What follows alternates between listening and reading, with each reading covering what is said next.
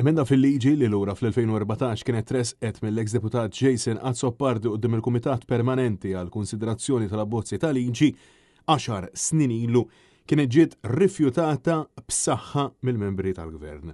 Iżda llum il-Ministru Byron Camilleri ħabbar illi se jressaqha 10 snin tard. Kien f'Marzu tal-2014 meta il-Ministru Owen Bonnici flimkien ma' Chris Fearn u l-eks deputat laburista Deborah Schembri ma kienux qablu mal-emendi proposti mill-Partit Nazzjonalista illi obbligaw lil ġudikatura ma tagħtix sentenza sospiża u jew libertà kondizzjonata għal min iwettaq vjolenza fuq pulizija jew uffiċjali pubbliċi oħrajn, inkluż għalliema jew tobba.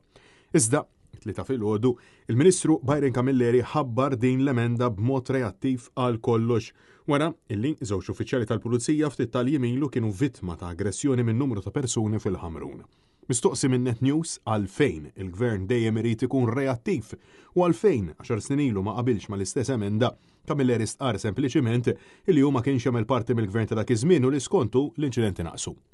Dwar 10 snin ilu ma kontx fil-Parlament u allura ma kontx dak il-Komitat. Palma kienu wkoll propost fl-emenda mresqa u rifjutata fl-2014, l-emenda preżenti tinkludi wkoll żieda kemm fil-pieni kif ukoll fil-multi bl-ogħla akkużi waslu sa massimu ta' 7 snin priġunerija u 25,000 euro multa. Mistoqsi għal darb'oħra għalfejn kellhom iweġġew il-Pulizija biex din l-emenda proposta mill-Partit Nazzjonalista l-Gvern tal-Labor jaqbel magħha. Byron Camilleri qal li għandu rispett li Owen Bonnici u li saħħaħ il-liġijiet tal-pajjiż. Fil-Kumitat kien hemm ukoll fost oħrajn l-Onorevoli Owen Bonnici, kien hemm l-Onorevoli Chris Fearn ukoll. Daw ma qablux illi din tiġi introdotta, ma kellu jiġri li jiġri biex din tiġi introdotta. Il-Ministru Owen Bonnici kien il-persuna l-politiku illi saħħaħ il-liġijiet tagħna. U allura f'dan ir-rigward u allura mhux biss ir-rispett tiegħi leħ imma turi li effettivament ħadem.